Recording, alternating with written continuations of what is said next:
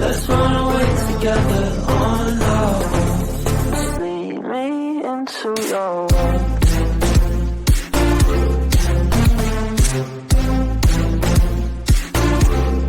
Hey, what is up guys, it's your boy Drive back again with another video, and today we have something new today. So today is the inaugural start of Weekly Dose of Football, which is a series. Basically, you guys know that I've been wanting to do our IRL video away from FIFA once a week, and that's what it is. We're gonna be talking about football each and every week. Before we start this video, I want to let you guys know that there's a Google Forms down in the description, and basically it's every week submit a suggestion. Try to keep it recent about what you guys want me or whoever's on the show to talk about. Yeah, make sure to leave it down below in the description. Click on the link and just submit your Google form, and that's pretty much it. And the best one I'll probably choose. Today it was someone from the Google form, which is Nick. Shout out to Nick. But anyways, let's go ahead and start this video. Today we'll be talking about the UEFA Conference League. Okay, so originally I did have a guest here for today, but his plans changed and he couldn't make it. But you might see him next week, hopefully. But yeah, like I said, today we're gonna be talking about the UEFA Conference League. So the UEFA Conference League is obviously a very, very new thing to all of us who watch football. So it's starting this year and it's going to last for 3 seasons. So yeah, it's going to last for 3 seasons while we wait for the new Champions League rules. Because if you guys don't know, there's going to be new Champions League rules. But we'll leave that for maybe another video. But the UEFA Conference League is basically similar to the Champions League, and Europa League is just like basically the one below the Europa League. There's a lot of explanation to go into it, but I'm not gonna get into that because today we're only doing we're doing basically who's gonna win the UEFA Conference League. That's the point of the video. But quick explanation: there's 32 teams, 8 groups of 4, and yeah, that's basically it. I don't want to really get into like how the teams get selected and stuff. That's more for like maybe another video if you guys want to see that. But the suggestion was to who will win the Conference League. So I don't really want to go through the groups because it just makes the video long. So I'll basically just talk about teams that I think would win it. But first of all, I do want to talk about Group G though. Group G to me looks like it's the group of death. It's Tottenham, Rennes, Vitesse, and a team called Mura. I don't know too much about Mura, but yeah, that looks like the group of death to me compared to the teams that are already in it. But let's just go ahead and just talk about a couple of teams that I do believe will probably win it or be really close. So I want to get straight out of the way, Tottenham out of the way, because I know you guys probably clicked on this video just because of Tottenham. Like, Tottenham are probably the most well-known team that are in the Conference League. So in my opinion, I don't think Tottenham will win it. Like, I know it's probably like a bad call because they're supposed to be the best team, but I think another team will win it, which I'll get into later in the video. But I think Tottenham, yes, they're a very strong team, and I think it's a burden to them to be in this competition. I don't think they want to be in this competition because it just adds even more games. They'll be playing on Thursday nights as well, also with the Europa League going on. So Conference League and Europa League will be going on at the same time, just obviously different competitions. But yeah, I believe that Tottenham won't win it. I believe they maybe reach a final depending on the path they get, but I think they'll do really well. They won't struggle, but I just feel like if the two teams I'm thinking about, Tottenham being one in the final against the other team, I think the other team would win, which I'll get to again, like I said. Main people to watch in Tottenham, obviously, it's Harry Kane. I don't know if he's going to play, to be honest, because they might save him for the Premier League and other competitions. But Heung-min Son, they have a couple of other backups like Lucas Moura and all these players. But yeah, I just think Nuno Espirito Santo isn't a cup-winning manager based on the past. Well, I feel like if this other team I'm thinking would win isn't in the competition, maybe Tottenham would win. But sadly, I don't see them winning that elusive trophy they've been waiting for years. Before I get on to the next team, obviously, there's a lot of unknown teams that I don't know and maybe you guys don't know. So that's why I find the Conference League a little bit more interesting, because a lot of smaller teams do get the chance to perform in European football. Teams that have never been in European football whatsoever. And that's basically what it is. So instead of giving the top 5 leagues an extra position for the UEFA Conference League, they took away a position from the Europa League. So that means you will see less of the top 5 teams in the Conference League, maybe just 1, maybe just 2 even, because they just took away Europa League. But like I said, it's only going to be going on for 3 seasons until the new Champions League, basically the new format comes out. But yeah, so moving on to the next team. Team for sure to watch out for is Feyenoord. Feyenoord, although they don't have the best squad, but out of everyone in the competition, I think they're a really promising team. They do have a lot of young players. I know they've sold a couple of their big players, such as Steven Bergwijn and Ignacio Habs, but they still have the likes of Reece Nelson on loan. I know he signed on loan. Risia Jahanbakhsh, it's a risk. They signed him, I think, they signed him on a fee. It's a little bit risky, but we know how he can perform in the Eredivisie, as we've seen in the past before he moved to Brighton. Obviously, that Brighton move didn't help his career. He did flop. But other players, like, mainly I'm looking at the defense. So Justin Bijlow is a young, promising goalkeeper. Malacia is also a young, promising left back. But all around, this team always competes for the Eredivisie. Although having not won the league in a while, I still do believe they're one of the stronger contenders here in this new competition in Europe. And I think they're a team to watch out for. Maybe like the underdogs for this competition. Obviously, almost every other team that we don't know anything about is an underdog. But like considering the two favorites in my opinion, which I'll get, Tottenham as being one, the other one I'll get to in a little bit. But yeah, Feyenoord, like kind of an underdog, but kind of a stronger team in the competition. I feel like these teams like this, like Feyenoord, like a team that's obviously not the best in the league, but somewhere there, and obviously it's not a top 5 league, so they would want to win the Europa Conference League because it guarantees them a spot in the Europa League, and if they could win that as well into the Champions League. But knowing that they're not the strongest team in the Eredivisie, they want to compete for this to try and get to the Europa League and then eventually the Champions League. Another team I do want to cover shortly, I don't want to spend too much time because to be honest, I don't know much about them. I'm just basically looking at their squad and kind of how they performed in this past couple of seasons. So FC Basel is another team to watch out for. Like I said, they aren't the league champions currently. BSC Young Boys did win the title last year, but looking at the squad, it's a pretty decent squad to be honest. I've noticed that they signed a lot of players on loan, a lot of young players, which is really good. One, because these players will get growth. I mean, that doesn't really matter to them, but bigger squad because they are playing more games in the season, which will help them a lot. There's a lot of promising players they brought on loan, including Sebastian Esposito. We've seen what he can do at the youth ranks, and maybe it's his time to finally step up. I know he's injured right now, but it's his time to step up in the Europa Conference League and even in the Swiss League, as well as Joyce's a promising winger from Sporting, and other players like a youngster from Liverpool, Liam Millar, who I don't know much about, Sergio Lopez, a young right back from Real Madrid, and Thomas Tavares, another young fullback from Benfica. Like I said, I don't know too much. I can't really judge too much. I've done a little bit of research, but it's really hard to like say a lot about a squad when you don't know anything at all, even if you did a little bit of research. But yeah, like I don't follow the club as much as I do to other teams, but they're always a team to watch. We know that because they're one of the better teams in the Swiss League, similar to Feyenoord, but I think in this case, FC Basel and BSC Young Boys are always fighting for the league title, as it seems. The team people really seem to forget about, I think, well, I really recently learned about them. Obviously, I did my research with these teams, Union Berlin. So Union Berlin kind of shocked, not the world, but the Bundesliga last season, finishing 7th place in the Europa League conference position. But I mean, this isn't the first time they kind of shocked because they did promote in 2018-2019 season, and they did move up into the 2019-20 season in the Bundesliga, and they did finish 11th place. So that's a really promising season, and obviously, and their second season, which was last season, they did finish the 7th place. But this team, like to be honest, I do follow the Bundesliga just a little bit, but not really like the bottom leagues. But they really came out of nowhere, in my opinion, because I remember seeing a lot of hype with them. They were in the top 4 at one point, but obviously they dropped down to 7th place. But they have a couple of decent players now. I'm looking at the squad finally. Renault is a pretty decent goalkeeper who has a lot of experience in the Bundesliga, so maybe he's affecting it that they're doing really, really well in the Bundesliga. But it's a great signing. They did sign him, I think, from Frankfurt. Other players like Rick van Droneglen, who's been a promising center back from the Dutch setup a couple years now, but I do believe he joined the wrong club a couple years ago when he joined Hamburg SV, who are now in Bundesliga 2. Another player is Teemo Bam Guardi, who, to be honest, he used to be like a wonder kid, mainly in FIFA, but I guess he hasn't really hit the ground running. But he just moved to Union Berlin, and I feel like that'll help him. PSV, I think PSV was too much for him. And like I said, I don't know a lot about these players, but I just look at the stats and stuff because I can't watch every single game. But I think it's pretty decent center back pairing. I'm not sure if they start that way. Ozitspa, I don't know how to say his name, the left back from FC Schalke. He used to play for FC Schalke. Obviously, they relegated. Is again another decent signing. A lot of experience in the Bundesliga, especially. Rani Khedira, also a lot of experience from coming from Augsburg. Obviously, he played in the Bundesliga as well. I'm mainly talking about the signings they brought in. Levin Ustenali. I know you guys know who that is. He used to be a FIFA wonder kid, a FIFA GOAT. He had so much hype, but now he's 25 and he hasn't hit the heights expected from him. Players before I move on to the next team, I want to talk about Max Cruz. So Max Cruz, kind of like a cult hero in the Bundesliga. Not always the best striker, but has been pretty decent for a couple years. Obviously playing in Mönchengladbach and Werder Bremen, and he's, I don't know when he joined. I'm pretty sure he joined last season in Union Berlin, and he probably has been one of the best players in my opinion. But I'll move on to this next player who I recently found out about. So his name is Taiwa Awoniyi, who I knew about. Like I knew his name, I knew who he was. He used to play for Liverpool, but on loan last season, he really killed it for Union Berlin. I'm gonna go take a look at his stats so I can read them to you. But he just joined on a permanent to Union Berlin. So although not being the top scorer in the club, he did really good enough to obviously get a transfer. And this is a player who never really got the chance to play for Liverpool.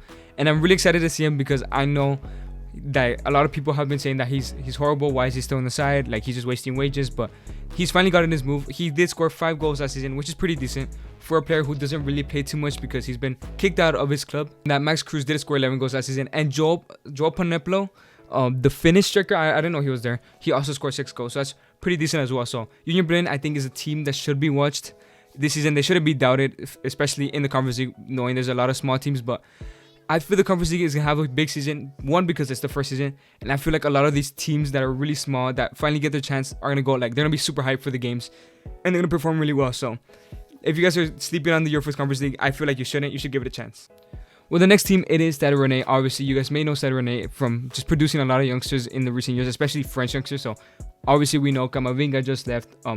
Obviously, also as well, Ousmane Dembele came out of that academy. So Stade Rennais, more of a team that just produce young players, kind of like Southampton, kind of like Ajax, and they just let them go on a fee, which is really smart at points, but at times it could be really, really bad, especially around this season and this past couple seasons, because they've been performing really, really well, and selling their talent may have caused them to move up to become a better team. But it's not my club, I can't run it. But they still have a lot of decent players. It's mainly Jeremy Doku. So Jeremy Doku has been basically a wonder kid for these past couple years. I feel like he's been around forever, and he's only 19. But he started off at Anderlecht, and he eventually moved to Stade Rennais, and obviously he had an amazing Euros. We all saw that. And he performed really well for a youngster, and I'm really excited to see what he does this season. I feel like he might move next year if he has a brilliant season this year. Especially in the UEFA Conference League, I feel like maybe he can drag the side and win it. But there's a lot of players left to say, like the likes of Martin Terrier, who's been a pretty decent player in the League One, hasn't really gotten amongst the goals. Didn't get a lot of game time as well, because Olympic Lyon did have a couple of players. But now that he's Stade Rennais, I feel like maybe he might start. Other players like Mbaye Niang obviously hasn't had the best career. A lot of people have expected a lot from him, but you can't doubt him either. You've seen the potential in him, and maybe this might be the year that he brings it out. So obviously losing Camavinga is a big loss to them. But selling him for 34 mil, I feel like they could have gotten a little more. But if I'm not wrong, he did have his contract expiring next season, and I'm pretty sure he just pushed for a move because he wanted to go to Madrid. But they've wasted a lot of money. Not wasted a lot of money. Invested a lot of money into the squad. Like Loic Bade, who's a center back who I don't know too much about, but as the looks of it, 18 million on him. He might be a good player. He must be a good player for them to spend that much money.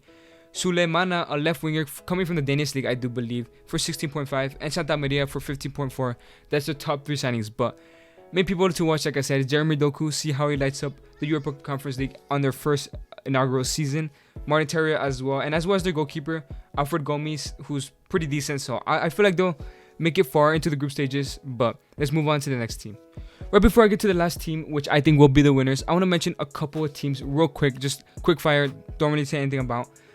Slavia Praha are always a decent team in the Czech Republic League, although they lost Sima, who is obviously a legend in this channel, but he's a really good youngster who moved to Brighton, but he's on loan at Stoke, which I just found out today because I did my research today, and I didn't even know that happened. But other teams like Copenhagen are always a pretty decent team to watch out for. They always make the Europa League. POK Nick's team, they're a pretty decent team as well. Gutierrez, obviously, also a legend in this channel. So but yeah, they have a couple good players there in their squad. Like I said, I don't really want to talk into it because then the video is gonna be like an hour long. But yeah, pretty decent team, one of the bigger teams in the Greek league. Gent from Belgium always have a pretty decent team, always try to compete for that Belgium title. And lastly, AZ Alkmaar and Vitesse, 2 teams from the Eredivisie who pretty decent. AZ in particular, but they did just lose Calvin Sticks and Martin Boadu, 2 different teams, so that might be a little bit of a loss for them.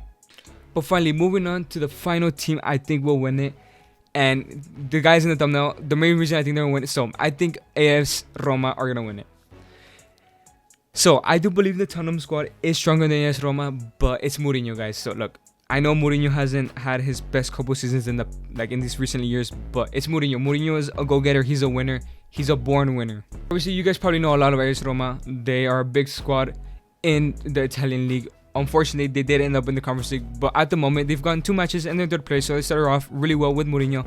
But like I said, I think Mourinho's the reason they're going to win it. He's a born winner. He's a good manager. I don't care if you guys say he's not a good manager. He's won so many titles. He won that treble with Inter Milan in 2010, but I think he'll be the main reason. But there's a lot of good players, don't get me wrong. I want to give him credit as well. So starting off with the signing they made for Rui Patricio, amazing signing. I don't think Rui Patricio should have left. I think Wolves made a mistake getting rid of him, but it's whatever. I'm glad that he went to Roma, where he could play for his countryman, which is Mourinho.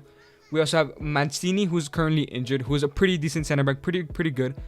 Hasn't gotten his move yet. I feel like he will get a move soon. He moved from Atalanta to Roma, and I'm pretty sure he'll go to Juventus. A kind of boring transfer that will probably happen in the future. Spinazzola, but I think he's out for almost the whole season, so he might not play until like the end of the knockout stages. Obviously Fazio has some experience, but he hasn't been the best recently. Chris Smalling is a player they did sign on a permanent, I think, last year, and he's been doing really well for that Roma side, but he's currently injured as well, so it's a loss for them. Davide Santon and Cardstop are two fullbacks who probably haven't been in their best form. Cardstop probably has been playing a little bit more, but they haven't had experience in bigger leagues such as the Premier League, specifically Santon and Cardstop, who's been playing the Seriea for a while and obviously played in the Eredivisie. The two, Cristante and Pellegrini, obviously their captain, are pretty good midfield. I don't know if they're playing together, to be honest, because Mourinho obviously changes a lot around. Pellegrini being injured currently, but he is their captain.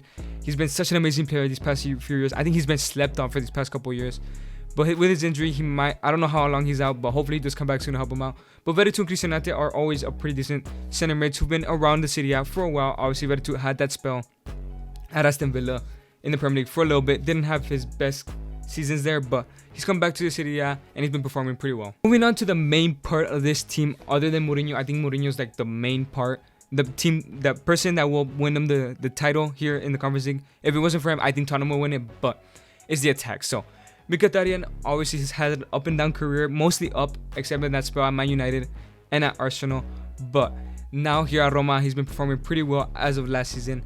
And Stefan El Shaarawy, I know he hasn't lived up to the potential that everyone has said for him, but he still has a lot of talent. Maybe Mourinho could get that out of him, maybe he can't, who knows. But Zaniolo though, Zaniolo just came back from an injury. Hopefully he doesn't get injured again, because I've been excited about Zaniolo for a while now, but he did get that injury last season and now he's back. And I feel like with Mourinho, I hope Mourinho doesn't, Mourinho always has that one player he falls out with. I hope it's not Zaniolo. I'm begging that it's not Zaniolo, because Zaniolo has so much potential, so much talent, and I feel like he'll be a key member in the squad. Carlos Perez is a decent winger.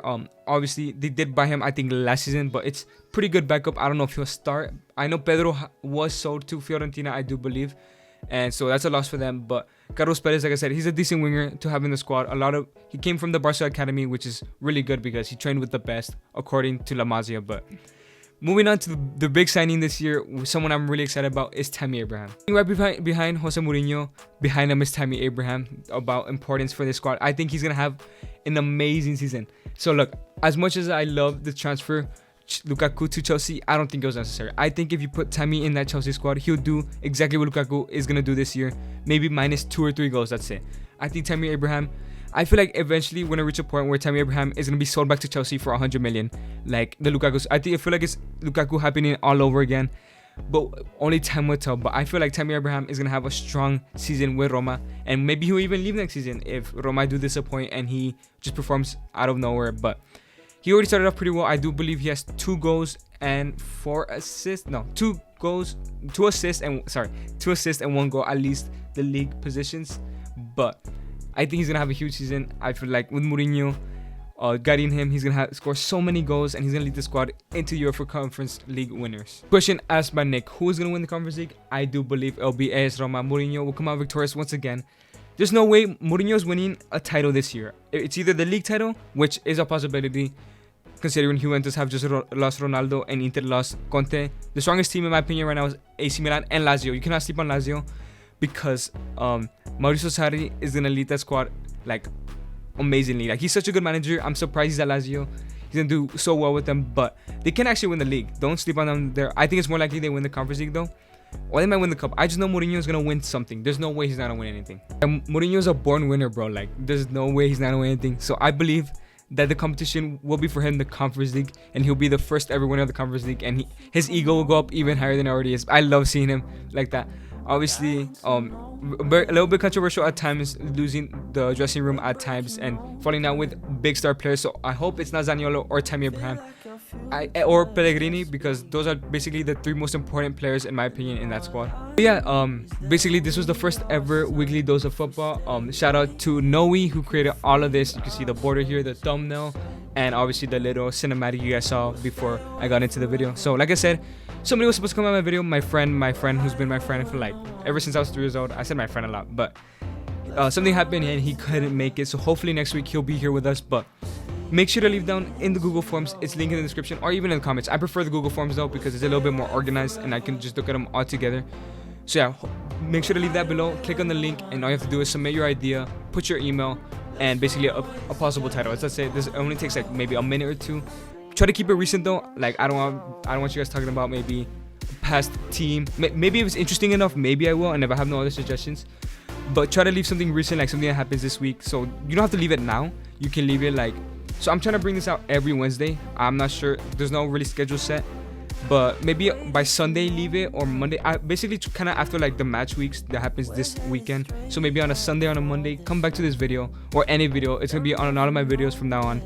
Click on the Google Forms and submit your idea, and I'll see what's the best one. If there's ever a case where nobody leaves a suggestion, I'll figure out something myself. So don't worry about that. But yeah, I hope you guys have enjoyed the first episode of this series. I'm really excited to do this series because I love talking about football. But obviously, I started off with FIFA. I have to keep it FIFA.